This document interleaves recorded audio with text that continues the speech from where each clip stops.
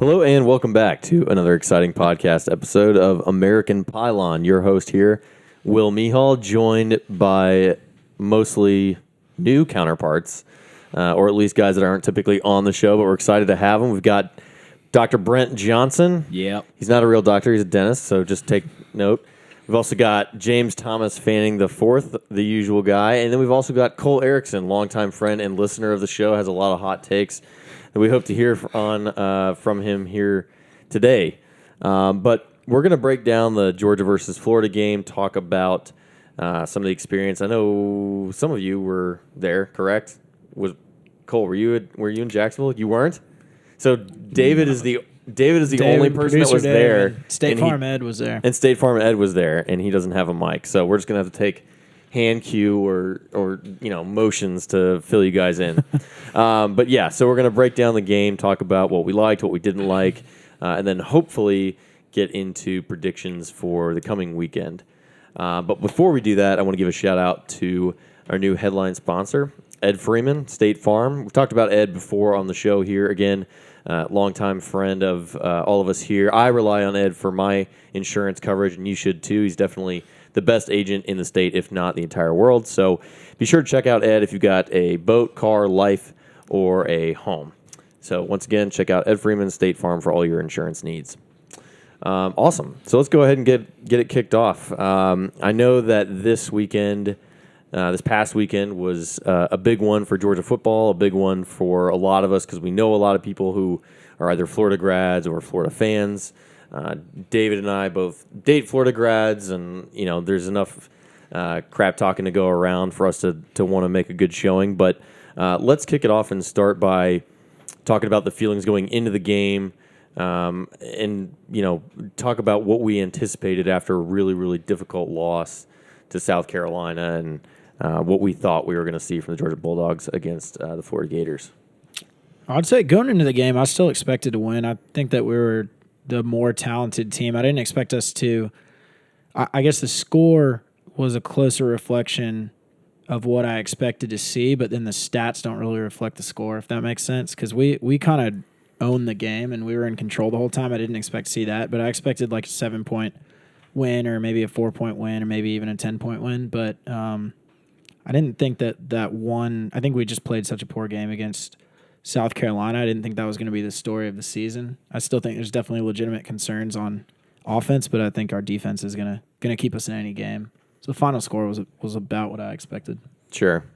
Yeah, Cole, what do you think? Yeah, I kind of felt the same way. I felt pretty good coming in, even with a lot of the negativity around the program. Considering the South Carolina kind of offensive struggles, but I felt like we had a really good game plan. Came out and we're way more creative on offense. I felt like we kind of didn't do the run pass that we had kind of fallen into against South Carolina. We kind of came in with a better idea of some play action passes. We protected pretty well. I felt like we just gave Fromm enough time back there to make his reads and find the right guys. Cager being the main guy that he kind of relied on to find Cager pretty much. Yeah, pretty much to and find sometimes Cager. Matt Landers so he could drop. And Brian Harrion out of the backfield was pretty big too. Yeah, that catch was sweet. But yeah, I was impressed. I'm really hoping Cole will kind of keep the creativity up and kind of keep it rolling into Missouri. Yeah. I was bummed that I wasn't going to be able to make the trip down there. I've only ever been able to go, I think, twice. But I know a lot of us were talking prior to the game that we wish it would be a home and away type series. Yeah, that would be fun to host them. It's funny because because they just extended even further in the through future. 2023 Yeah. as of right now. Yeah. I mean, it's funny because I think maybe it's Tyler that brought it up or Jimmy. It was like, we would have hated that if we were students, like, because that's the one trip that's like huge. You get out and you go down and spend a day on the beach and all that kind of stuff. But as an alumni, it's like now I would prefer to see them. Yeah, now I don't care about the students. Yeah. I want it to be easier for me. Yeah, exactly. I'm not a student anymore, so I don't know. Maybe in the future, but yeah, Brent, let's hear what you thought about us going into the game. I was a little more scared than both of these two. I agree. I was too. I was nervous. Florida was I think kind of coming in riding a little high.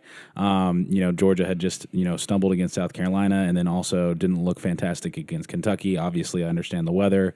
I had been really upset and really just kind of underwhelmed by the Georgia's performances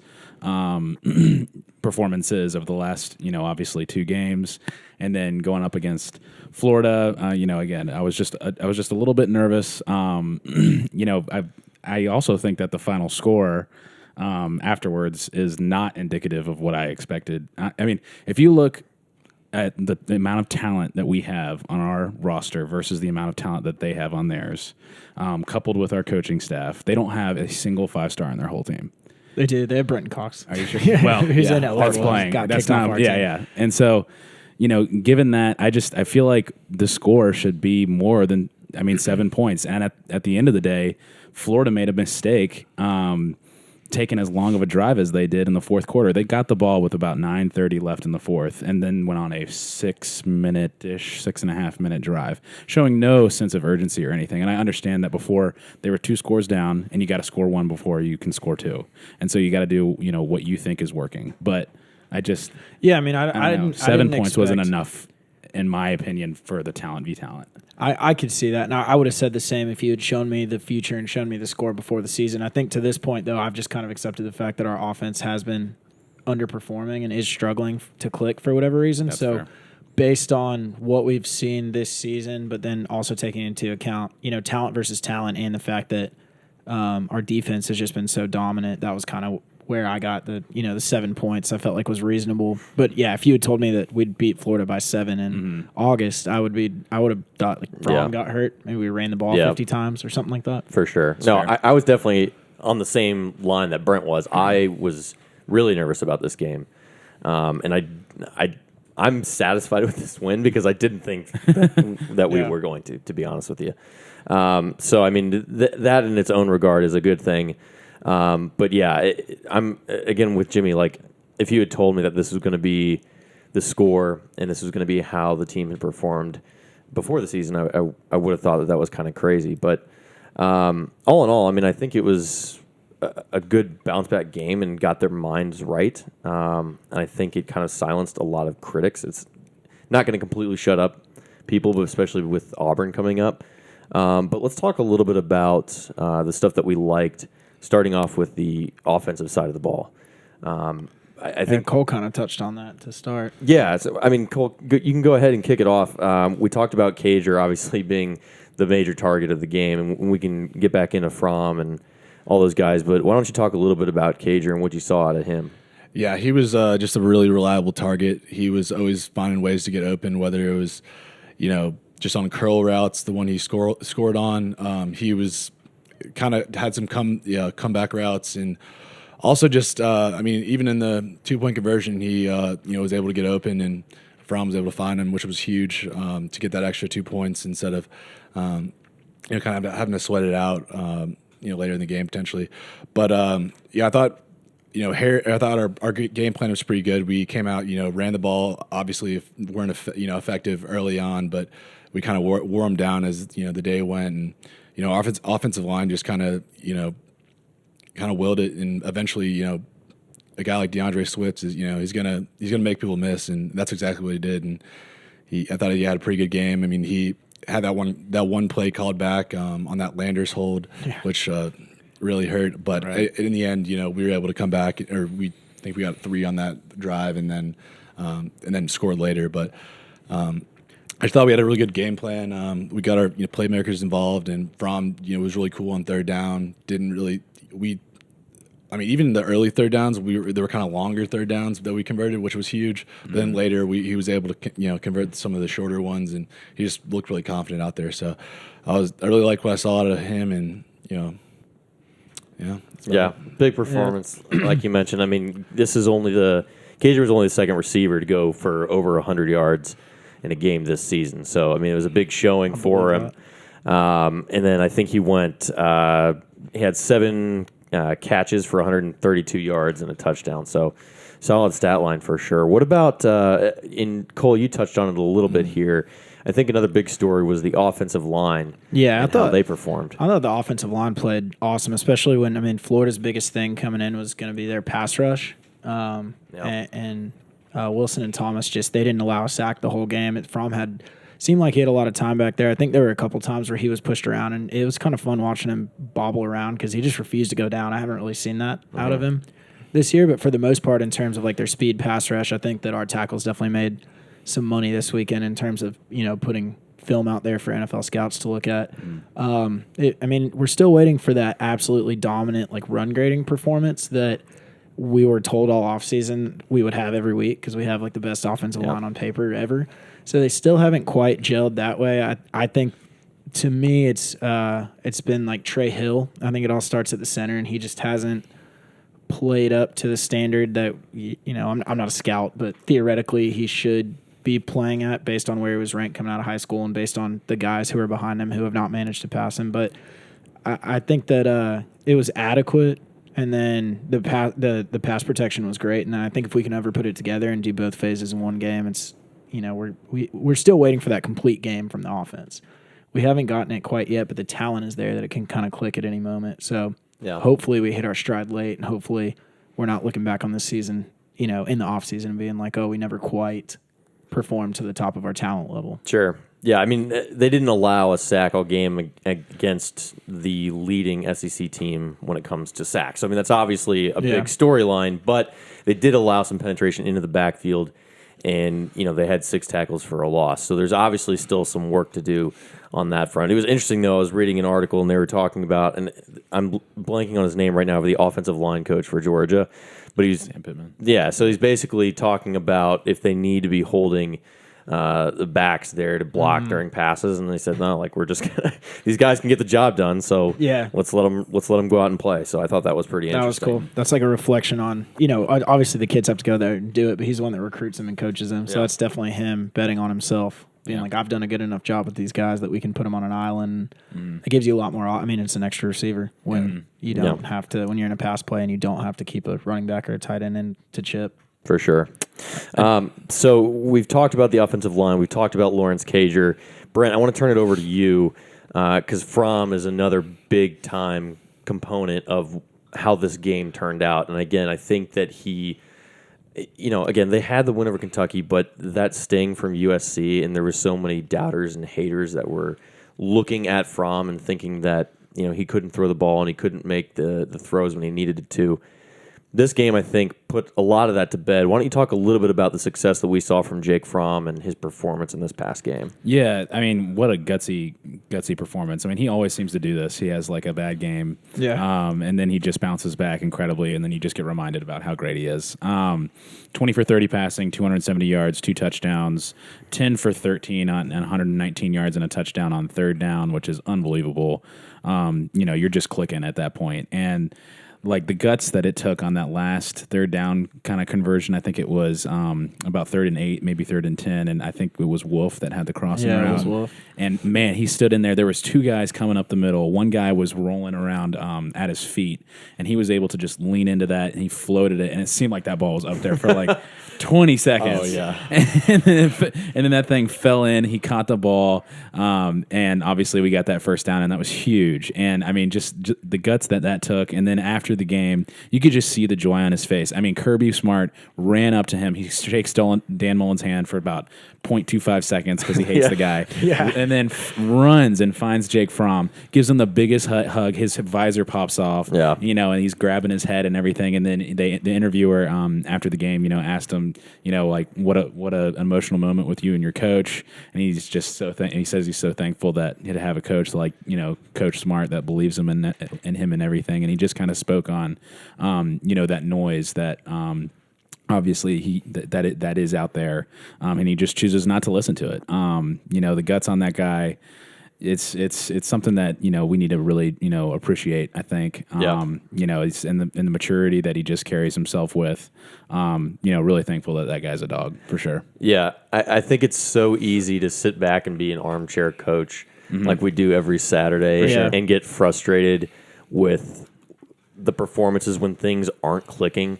but then you really are reminded about just how good we have it. Yeah. On just about every Saturday in college football season, you've got a guy under center that you can rely on, which, like, there's so many other programs out there that can't do that. And Florida was one of them. I mean, honestly, Felipe Franks being injured was probably one of the better things that could have happened at their quarterback position. But let's be honest, like, there are many, many, many other programs out there that would kill to have Jake Fromm. Yeah, I mean, there's probably only one or two programs in the country that wouldn't trade quarterbacks with us. I think probably two at Bama, and then Trevor Lawrence, even though Fromm is, I think, having a statistically better year than him because Lawrence, but they love Lawrence over there. So I guess you could make the argument that those are the teams we're trying to beat, so it shouldn't really matter if Rutgers is willing to trade quarterbacks with us. But I do think Brent has a good point that it's like he's kind of like almost the weeks that we lose, he's like just the whipping boy of the program, and everybody's mad at him and stuff, and he just like goes to work and comes out and is awesome the week after we lose. So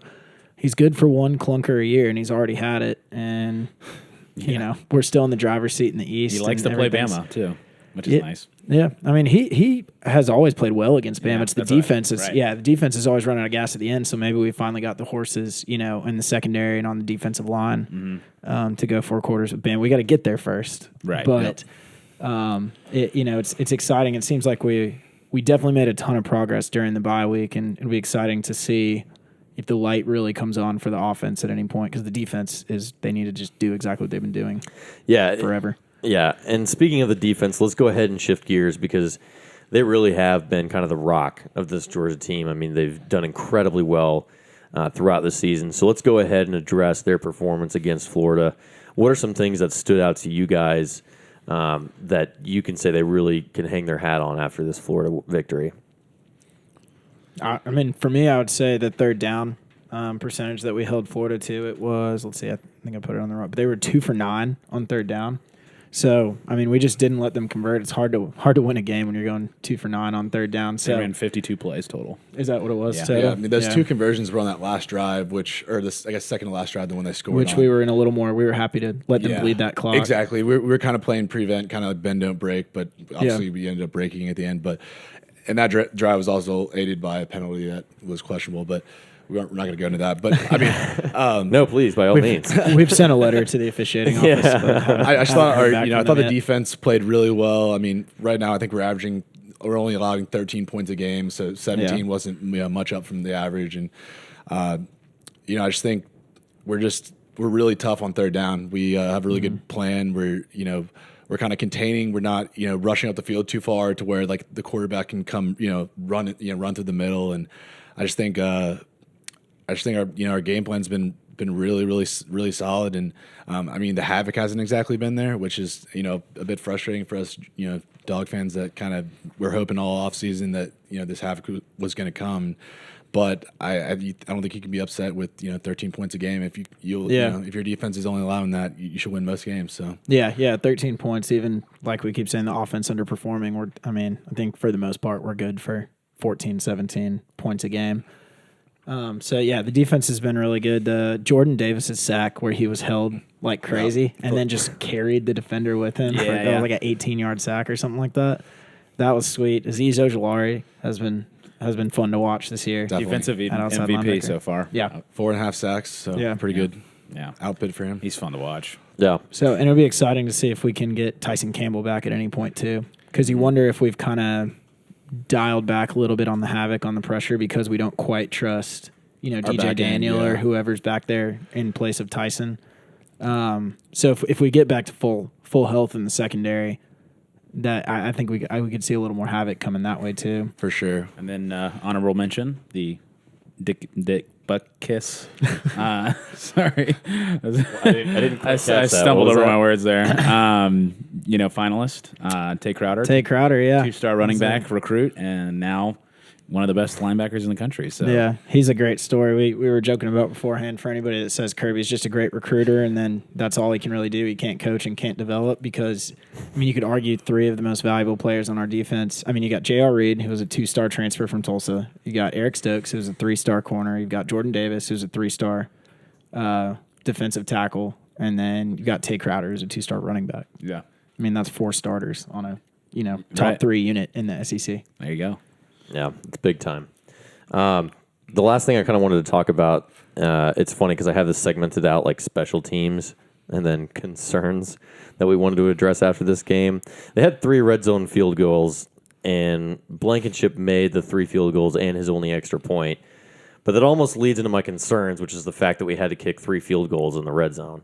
So it's like, yeah, that's great that we still have a rock solid kicker. And I would, probably the best in all of college football. But the fact is that we're not converting key drives in the red zone. So let's open it up and talk about a few of the things that we think we can still work on. We've addressed some of them already, but into the games that we have going forward, what are some of the loose ends that need to be tightened up?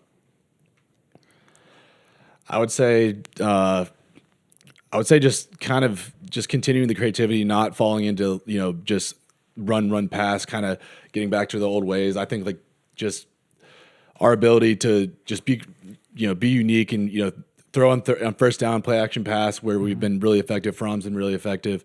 Sometimes, you don't have to go for the home run ball, maybe like a 5-yard, pass, or even, From's taking off like he did kind of this week and, getting, an extra, even 3 yards is better than incomplete pass getting no yards.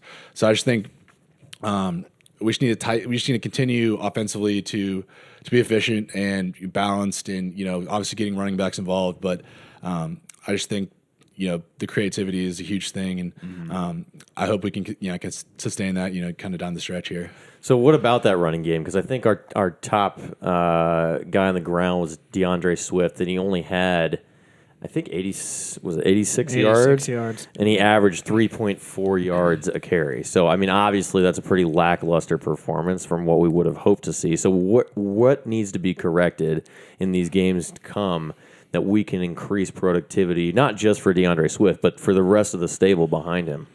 Well, I think part of it is as much as it's going to frustrate some fans, and maybe it won't be so loud now that we beat Florida, is just to keep pounding, because that's kind of what we do, and we're waiting for the offensive line to just have a day where they click because the talent is there. Also, I think that Florida's entire scheme was built around shutting down our run game, the way they were bringing safeties into the box, and because we've said on the show over and over is you can have the 5 best offensive linemen in America if there's 7 guys in the box. 5 people can't block 7 people. They're going to make plays. So, we need the wide receivers, either the wide receivers to step up or Coley to step up in terms of, the schemes that he's running to get them open. I don't necessarily know enough about the X's and O's to say which one of those that it is. But it seemed like, we had from what I've read and stuff, like Cager's wide open touchdown this year was 100% scheme. They forced their linebacker to make a decision, and he made the wrong one that went for a touchdown. Even if he had made the right one, it would have been a long completion. So stuff like that, the creativeness that Cole's talking about, I think is we need to almost be able to pass, and then that'll in turn loosen up the run. Yeah. But as long as teams feel like they can go man coverage on us and put 7 in the box, it's going to be tough sledding because that's definitely a concern. We need maybe it's the tight ends too because they've barely been involved at all. What I want to see is continued, because our strength is in our tackles, because our tackles are incredible. Yeah. And our weakness is through the middle. I'm tired of seeing us try to be this run offense that runs, all between the tackles and in between the tackles. What I want to see, where our value and where DeAndre Swift is best, is when you stretch him horizontally, get us outside, use his speed, use his evasiveness to, make people miss and gain those yards. Because running it up the middle is not really working for us. I understand that you have to use it at times, but use DeAndre Swift outside those tackles, use them horizontally, and then use the play action pass to get those 10, 15 yard to Demetrius Robertson to Cager. That's where we're at our best. So that's essentially what I wanted to say. I did like that we, which I guess it's not necessarily down to red zone efficiency, but just the offense in general. Like we had a few plays where we went against tendencies we've established this year. Like whenever we send James Cook in motion, we always seem to throw it to him, and it never seems to work. And we faked that. Probably because we always try. Yeah, because we always do it. So what happened the one time that we went away for it is a first down to DeAndre Swift when he threw it back to the backside. So I wonder if a little bit we thought that we could just play bully ball up until the Florida game, and maybe that South Carolina loss, even though ideally we would have won in overtime, but even that might have not been enough of a wake-up call to the coaching staff that it's like, look, this is the SEC. We can lose any game. We can't just – it's almost like we play sometimes with their game plan or whatever you want to call it, with like an arrogance of we only really need to scheme for, Auburn and Florida, and everybody else we can just show up and push them around. Yeah. And I think that might have been a little bit of a wake-up call that hopefully we see that creative game plan week in and week out, and we don't go back to our old – boring ways against against Missouri, thinking that it's just Missouri, because I think we've seen if we can lose to South Carolina at home, we lose to anybody. I was pretty encouraged by our short yardage on I felt like we converted well on the 3rd and 1s. Yeah, better in this game than we had in the past, and even on that goal line drive that Dominic Blake, that was a great call. I just feel like we were definitely more efficient on in short yards than we were in previous, and you could tell that was an emphasis in the bye week, and I think we executed really well on that. Yeah. No, I mean there's always going to be things that you can look at after the game, and there's common threads that you see throughout the season that you're always going to harp on, and every game can bring something new to be worked on. But I would say that overall I was encouraged with the performance, particularly of the defense. Again, they remained rock solid. We saw Jake bounce back. We saw Cager become I didn't know that much about Cager before he transferred, but I was really impressed with, and especially coming back after an injury, because I think he was injured in the South Carolina game, if I'm not mistaken. Yeah, I think it's one of those injuries that you can play through, but it's going to be week to week. He's going to have to sort of just gut it out for the entire rest of the season. Yeah, so hopefully he doesn't take too many hard hits, because we are a totally different offense with him out there.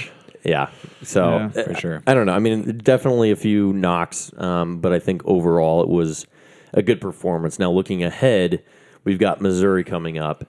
To be honest, I don't know that much about their team to be able to get real deep in the weeds.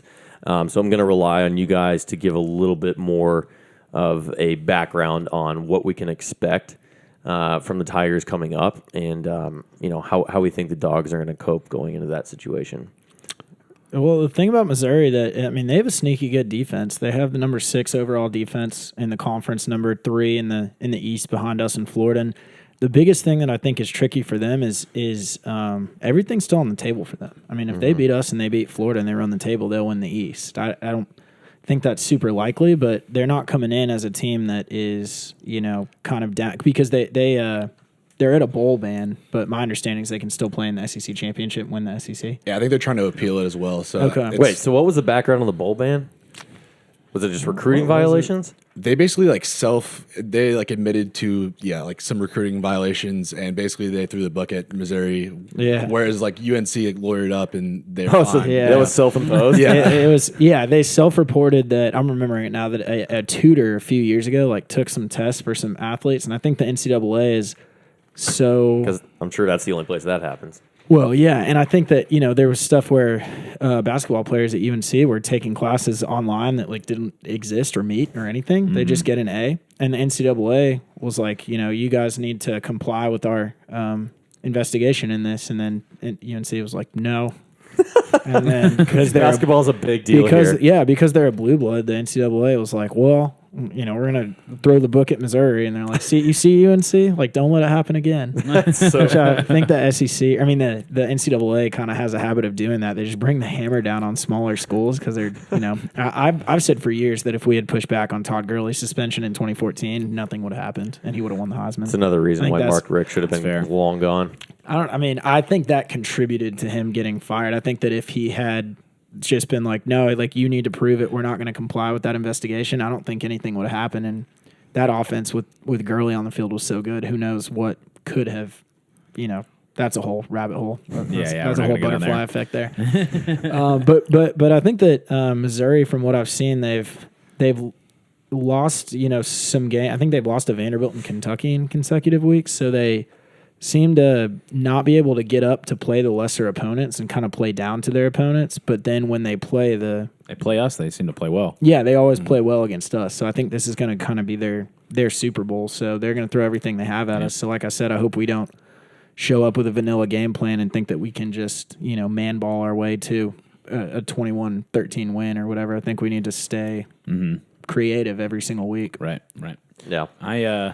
Obviously going up against Kelly Bryant, I think it's significant, and has been overlooked. How 3 weeks in a row we're going to be playing teams that are coming off their bye week. Yeah, that's rough. Missouri's coming off their bye week. They're going to be well rested, just like we were last week. They're going to be well game planned. This is their Super Bowl. If they come in and they beat us, it's going to be huge for the program and, a big move. And then in the following week, Auburn coming off another bye against us. That's just, I don't know about that scheduling. I understand that you got to put bye weeks where you can, but I do think that is a significant factor in the game. I think Kelly Bryant's also, like they were saying, he's like 75%. He's gonna play for sure in this game, but not 100%. So that could play a factor. Yeah, we'll see. We'll see how that actually comes to fruition. I would say, I think Missouri's definitely going to stack the box, kind of like Jimmy said, just like every other team does with us. So it's it's going to be on us early at least to kind of try to spread them out, whether that be running the jet sweeps to the edges, trying to kind of loosen them up, and then and obviously continue to establish the run early part in the game. I think Missouri is a team that allows they allow almost 140 yards rushing per game. So, running back like DeAndre Swift should have some success for sure. But I think it's all about us just kind of loosening them up early to where we can have some efficiency later in the run game. Yeah, sure. I think if we don't have an efficient passing game, we're going to continue to see teams probably hold us to below what they allow per game, because like Notre Dame did the same thing too. They were known as a not very strong rushing defense on 2 games coming into that game, but they totally sold out to stop DeAndre Swift, and they held us well below the average of what they usually hold people to. So I think everything's going to go through that passing attack to at least say you guys got to keep a single high safety or something like that. So I don't know a ton about their secondary, their linebackers or anything, but hopefully our coaches can find some matchups that we can exploit, get some early completions on early downs, and then, exactly like Cole said, loosen them up to where we can pound it to him in the second half. Yeah, for sure. No, I'm obviously excited for that game, but selfishly on the side, I'm kind of looking forward to the Bama LSU. Oh, yeah. I can't wait for that game. I know we were like breaking that game down. I was like, this is going to be great, and I got to be honest, I'm going to have. Who do you guys got in that game? I think I got LSU. LSU by 6. Defense on Bama's too young. Yeah, Bama's defense has not been as good as it has been in past years, and LSU's offense has just been unstoppable. So I don't know though. Something in me just it's hard to pick against Bama. It's hard to bet against Saban. Yeah, it's got to deal with the devil. This whole reign of terror in Tuscaloosa's got to end sometime. But right. I don't know if it's this week. And Alabama's offense is extremely explosive too. This could be like a 48-45 type game. Their wide receivers are as good as any in the country. Ever. They have 4 guys that could go. Devontae Smith, Jerry Jeudy would be a top 5 pick. Yeah, and then they have Henry Ruggs is going to be a first-round pick too. So they've got 4 guys that are going to be drafted in the top 2 rounds probably. So yeah, I think that Alabama's offense, from what I've seen, I haven't watched a ton of Bama or LSU this year. I watched most of the LSU Florida game. That was a pretty hype game. Which I was going to say, I was impressed with the way Florida played against LSU. I know the score at the end of the game didn't indicate that, but they stayed toe to toe for the first half. I thought it was pretty impressive by Florida. Yeah, what did they scored 42 against Florida to our 24. So, their offense is significantly better than ours. I said going into this past weekend that I felt like 24 points would win the game. I didn't think we would score exactly 24. Against Florida? Yeah, I said that I thought that our defense was at least a touchdown better than LSU's. So LSU held them to 28. So I was like, I think we can hold them to 21. So I think 24 is the magic number. I didn't expect that to hit the score on the nose or anything like that. But I think that we subtle brag, little humble brag there. I really didn't think I would be. I've never been wrong when guessing scores, so yeah, I knew I'd be right. I just didn't expect to be that right. But all right, Alan. I think it'll be fun. You can say that because he doesn't listen to the podcast. I'm big. I'm not that big.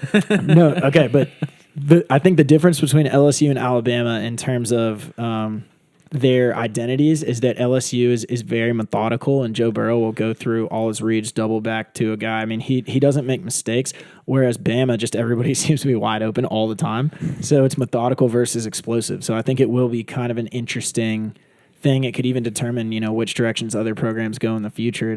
is, do you want to live and die by these big plays that Bama's, beat us with in the national championship, or do you want a quarterback that's like a Joe Burrow or to a lesser extent Jake Fromm's this year that's going to have like a high completion percentage, not make mistakes, not turn the ball over. So Yeah.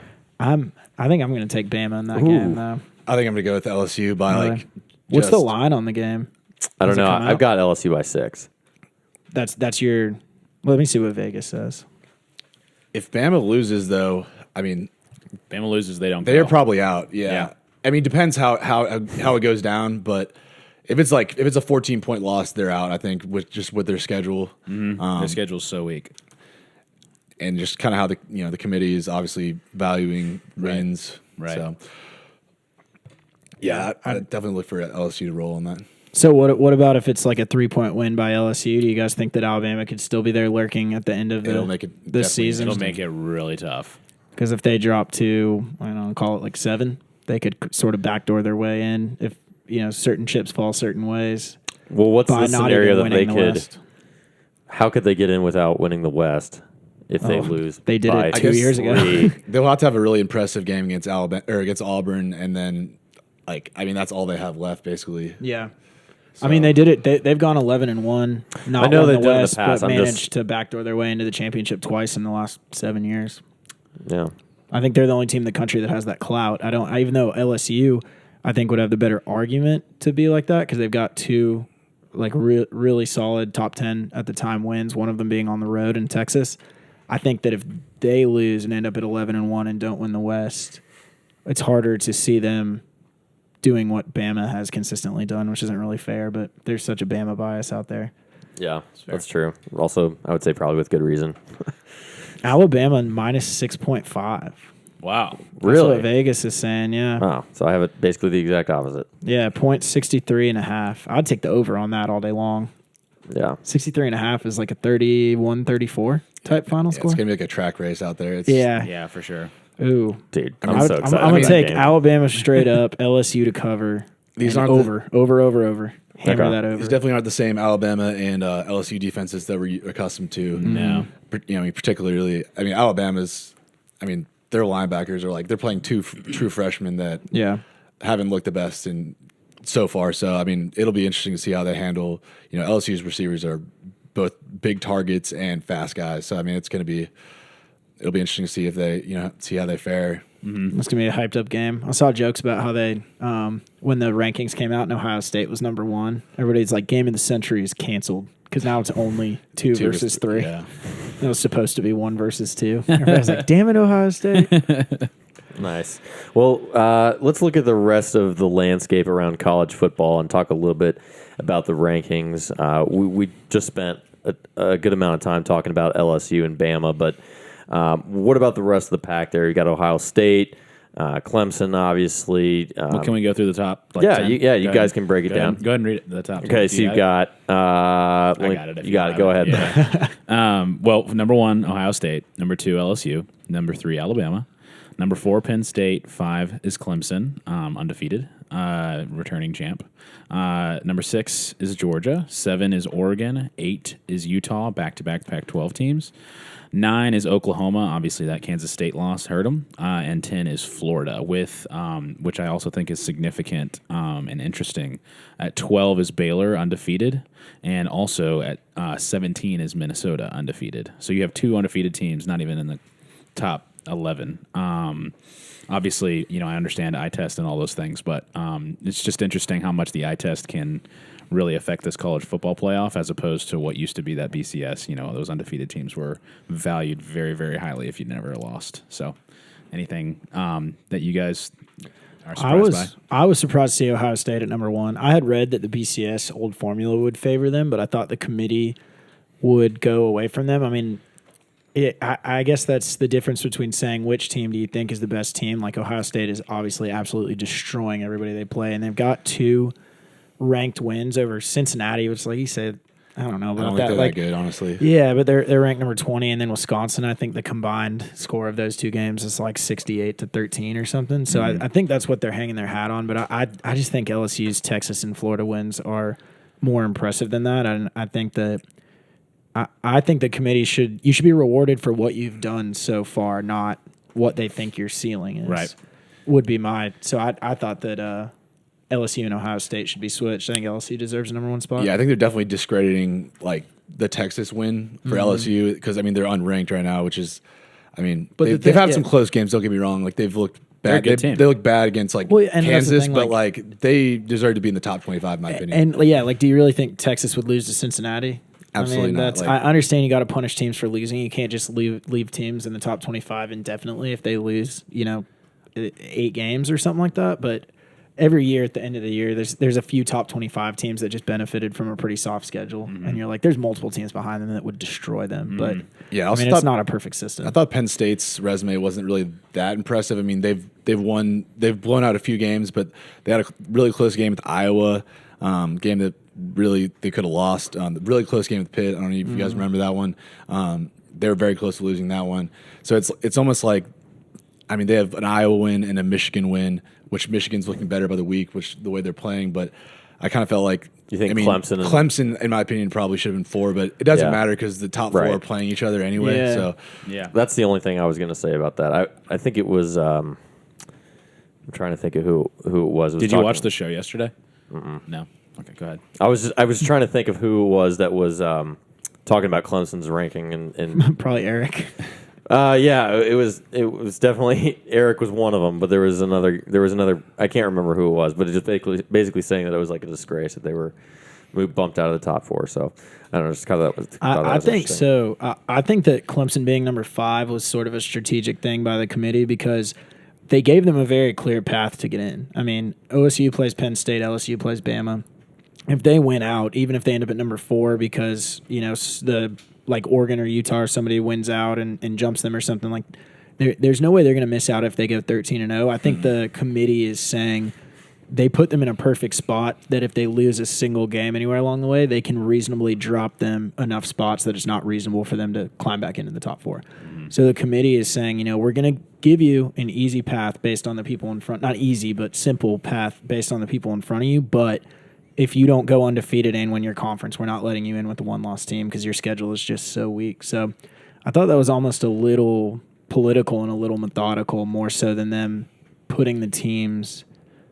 They almost arrange the teams in the order that they feel like, based on who plays who, it'll shake out into who's best, not necessarily in who's best right now. Right, right. It is interesting. Sorry. These trends now, we've been doing this for 5 years. And at TCOMs, he actually texted us to kind of mention this. And I'm sure, most of us know this, but for our audience, that's so far-reaching. Dozens. The number 1 team in the initial playoff rankings has never won. The initial number 1 team, and then on the initial ranking was released, the number 3 team has never made the college football playoff. That is Alabama. Interesting. That would eliminate Ohio State right. and Bama this year. And then that would eliminate Ohio State and Bama. And I mean, trends matter. That's why we follow them. And then also in the 5 years, there's only been 2 teams outside of the top 7 that have made the college football playoff. Ooh. And which teams, based off of those that are outside the top 7, do you guys think have a chance to get in that top 4? I would have to go with Baylor being undefeated. If they run the table, they would have to beat Oklahoma twice. Yeah. Obviously, things have to happen. I don't know if you guys, obviously Oregon's there, Utah's that number 8 team, but I don't know if you guys thought of another team. I would say Oklahoma just because I think Oklahoma's a better team than Baylor. But by that same logic, I mean, you're going to lose one of Oregon, Utah. You're going to lose probably 2 of LSU, Georgia, and Bama, and you're going to lose 1 of Ohio State, Penn State. So I think they would have to leapfrog somebody along the way and probably piss some people off. But yeah, I think Oklahoma is the one outside top 7 at number 9. I was really surprised how much they got hammered for that Kansas State loss. I guess the committee's rewarding you for good wins more than they're hurting you for bad losses, because I think that South Carolina loss for us was it was definitely worse. But we've got a pair of pretty primetime good wins that they are rewarding us for. Yeah, it is interesting to see the way that they dropped Oklahoma with Kansas State sitting there at 16, and then we, an unranked, it's fair, South Carolina. But our wins, against Notre Dame and against Florida. The committee felt balanced out that loss, but I think as you look at the standings right now, I think the Pac-12 teams kind of stand the best chance just because they're going to play each other probably in the Pac-12 championship, and if one of those teams wins out and wins the Pac-12, I think they stand a better chance than Oklahoma beating a Texas who's unranked right now, and obviously the committee doesn't really seem to respect their record right now. So if I had to put one, I would say Oregon probably has the best. Or I guess Oregon is 7. So Utah. Yeah. All right. Yeah, there it is. Just gonna flip a coin in the Pac-12 championship. Yeah, I do think it's interesting. There's that Penn State Clemson argument, and they went extensively, and I actually took some notes. They went extensively into comparing like the Penn State resume versus the Clemson resume, and Penn State. Who's they? The show, the college football show. Okay. The committee. They were doing like a side-by-side comparison. Clemson's football power index, which is a projective measure, so kind of like by the end of the season, is 3, while their strength of schedule is 65th. Clemson's is. At this juncture, strength of schedule is more of a now measurement of strength of schedule is, and then.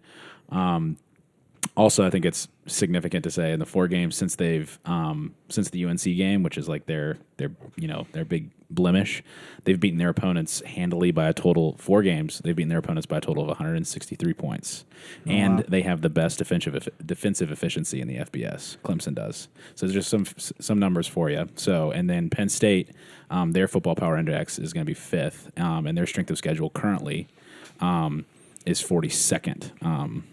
So 42nd versus 65th. FPI for Clemson's a little bit higher, but I mean, it's a difference between 3 and 5. So it's just, kind of some numbers that maybe they were looking at when considering ranking Penn State ahead of Clemson. Yeah. No, that's all good stuff. I think it's going to be really interesting to see how the rest of this unfolds. I mean, it is every year, right? That's like the most cliche. Yeah. I love talking about this stuff. Yeah, Tyler and I joke every year, like the way it all shakes out. We're always like, man, that was a crazy year of college football. It's like, no, it was an average year of college football. Was it ever like, this is exactly what we thought was going to happen for every single person at the beginning of the year? Oh, yeah, Minnesota at 8-0, just like we all predicted. So I say, don't sleep on the Golden Gophers, baby. Yeah, they're rowing their boat up there. Did you know Minnesota, I guess since like week 2, has not played a starting quarterback? They've played all backups. Like they've had injuries. They've injuries the week before, and they've ended up playing the backup the week after. So that's an interesting. Justin Fields going to like step on a Lego or something before they play Ohio State. I mean, yeah, this is a real first test. So they play Ohio State this weekend. Yeah, or I believe they play Penn State. So okay, well, either way, that's good. I feel like they're going to get destroyed. Yeah, Penn State. So. Yeah, it'll be. I'm excited. A real test for them finally. So yeah. I feel like they're gonna lose. But cool, I'll root for Minnesota. I got nothing against the Golden Gophers up there. Got a really good hockey team. There you go. That's exciting. Yeah. I got family in Minneapolis, which I assume is where Minnesota is. I have no idea. Minnesota, don't you know? Yep, it is. Awesome. Well, we got to break down a lot of different stuff today. Talked about the past performance against Florida. Talked about the upcoming game against Missouri. And then, of course, the landscape for college football. But I want to end on a note that we haven't done in quite a while, and that is a Mount Rushmore discussion. Wait, before we go on Mount Rushmore, I'm sorry. I know I know this isn't on the docket, but Georgia basketball. Georgia basketball's back as of yesterday, man. Pumped. Who did they play? They played Western Carolina. Okay. Destroyed them. I think we're starting 4 freshmen. We have 4 freshman recruits inside the top 100. We obviously have Andrew Edwards. I don't want to know how we got him. Anthony. I'm sorry. See, I don't even know. Anthony Edwards. Yesterday was 7 for 16 with 24 points. He's 9 rebounds as a freshman. That guy is pure. Oh, if you watch his shooting motion, oh my gosh, that thing just drops in there. It's sopping wet. So we got that going for us. So Georgia basketball is back. So we're back. So back. All right, Mount Rushmore, go. We're very back. Awesome. Well, yeah, I wanted to end this on a Mount Rushmore discussion. We haven't done one of these in quite a while. I think it's probably because we were running out of things to talk about that we think our audience and or ourselves would find interesting. However, I did see a post on Barstool today, which I thought was absolutely ludicrous, and that was the top 10 Disney songs of all time. Did you guys see that? No. Someone Oh my gosh. All right, I got to pull this up because you would be shocked at what they had on there. They discounted every Mulan song. Did they really? They I was said- gonna say, I'll make a man out of you. He's got to be top 5. No, it wasn't. They were like, no, get rid of Did that. they have Mulan like song. Let It Go at number 1 or something? They That'd be had- some crazy recency bias. They had that on there, and I think it's funny because I think Tyler Combs, by the way, recently got an Instagram, so we've converted him to the dark side. Jimmy is the only one Yep. that's being Never had one. Never have Scrooge. any intention of getting one. and I think it's purely because of that. Well, I find out about these things from y'all. Like I can see it on Brent's phone. Top right now. 10 Disney bangers. These are dumb.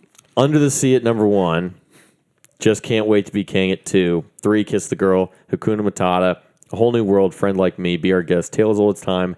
Let It Go. That Tarzan joint. And Do you know what that is? what's that? The number 10? I don't know. What that is. Tarzan? Well, it's any one of the 3 songs that Phil Collins wrote for that movie. I think you did the whole album, didn't you? I mean, yeah. he Strangers did, Like but I Me. don't know. Yeah. I don't know. I don't know. So they're kind of And then it said that Mulan song can bleep right off, really, which is ridiculous. no, that's awful. Have That- they gotten negative feedback in the? I'm sure. They getting dislikes? Does Instagram have that? 2 of the 4 in Little Mermaid's dumb. two, Yeah. 2 of the top 3. Yeah. Which no. is what? Under the Under the Sea? Sea and Kiss the Girl. But, I mean, the fact Dude, that... Kiss the Girls. No. Brent disagrees. Sorry. That's a banger. Well, I think "Just Can't Wait to Be King" is a really good one. I'm okay with that. The fact- I think that one choreography is- in the that fact that song. It must Circle- have taken so long to train the animals to stand on each other and stuff like that. I think In that the one's live- overrated. In the live version, the Okay. hippos on top of the flamingos. All right, so we're going to go around, and then as you present it, I'm going to give you trash for why your choices are completely wrong. So, Brent, I'm going to go ahead and start with you because... not even in the top 10 Circle of Life. Best opener to a movie ever. Okay. You can make that argument. That's fair. So your Mount Rushmore of Disney songs, and you can take a couple seconds here to pick and explain why you think that they should be on there. And chances are some of these are going to overlap, folks, because they're just there's a fact that there's some of them are going to be up there and some of them aren't. So if you were to pick the top 3 or 4 best Disney songs of all time, Brent Johnson, what would they be? Circle of Life. Oh my gosh, I can't. Strictly for the opening, and that's why. Just because of the power. Okay. I mean, chill bumps every time. You know. Okay. Then the I can't. I'm like blanking right now because you totally caught me off guard with this.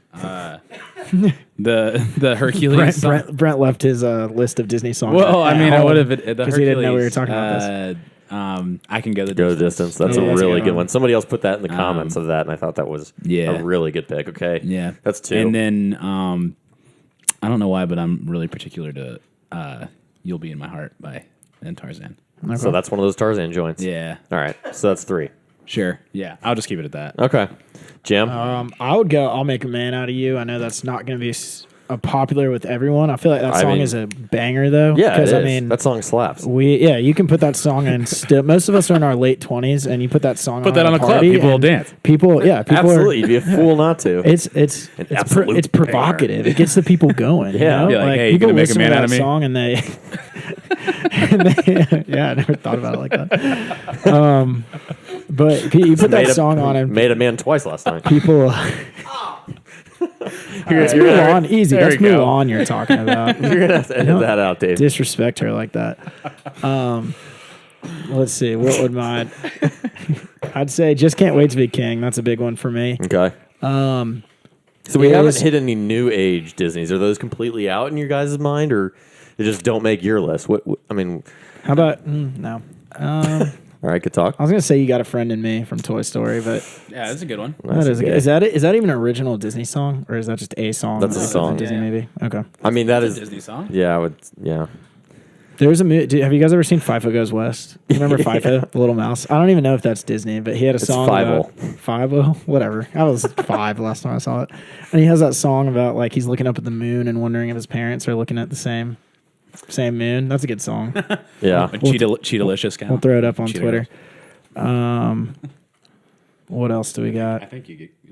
I mean, you That's can it. give you can Brent's give cutting me off. you can give 4 or 5 if you'd like. I mean, like I said, this stuff is interesting because everyone has a different take on it. Some people go new, some people go old. So It's whatever you're feeling. Let's pass it off to Cole. Okay. And we can circle back maybe for one more. Yeah. each. I think I'm definitely going old. I think Brent might have said this, but you'll be in my heart. Just Phil Collins with the pipes. really, really emotional song. It's kind of almost a tearjerker. Yeah. So no, I think I'm going to definitely go with that one. And then, I guess if we're going to do a new one, Let It Go. Okay. I've never seen From Frozen. Frozen. Oh I've my never god! seen that movie. These are just all the things that everyone else has seen or has or does that Jimmy doesn't do. Yeah, so now he's not Frozen going and to do 'em. Instagram. Those are the two things. Those are defining our generation right now. That You got to song- get on it, man. Does that song just relate you, Cole? Just just- because you've letting it go. You Yeah. know what I mean? Like Yeah, just sometimes you just gotta let it go. ever since college, just let it go. Oh my God. I'm just kidding. Also, I Can Show You the World. That's a good one. That's a good one. You got to like duets. That's the whole new world. A Whole New World. Yeah. Yeah. This is the first line. Yep. So Yeah. that one's definitely on my Mount Rushmore. Okay. I would say I really liked the Moana soundtrack. So Okay. You're Welcome. You're welcome. Isn't that The Rock? Yeah. that's saying that. Yeah. I never thought I would be saying that. Jumanji. God, Brent is all high on this Jumanji series. I will agree that I thought it was The great. new Jumanji was very good. I thought it was clever how they rebooted it. Yes, I thought it was good, but my God, you would have thought that this was like It's an Oscar. the greatest movie of all time. it's The a way Brent- it's a perfect airplane movie. If Yes. you're ever flying Delta and it's on demand, you should watch it. It's Okay. like perfect to watch on a plane. That's fair. The other ones and I was like scrolling through a list because I needed to remind myself. Gaston from Beauty and the Beast, I thought was a really good one. Let me think. There was one other one. I'm trying to think of were there songs in like the way older Disney movie. You remember the Robin Hood movie where he's a fox? And at the beginning, there's this whole intro where the person's just like whistling and he's playing this little That's a mandolin. great one. I don't even know if that song has words. Dude, saddest Disney song of all time has to be The Fox and the Hound when she goes and drops the fox off in the woods.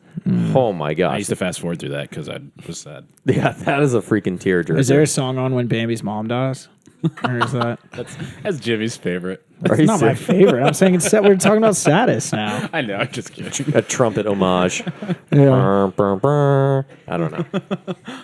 Well, I don't know. But there's a lot of them out there.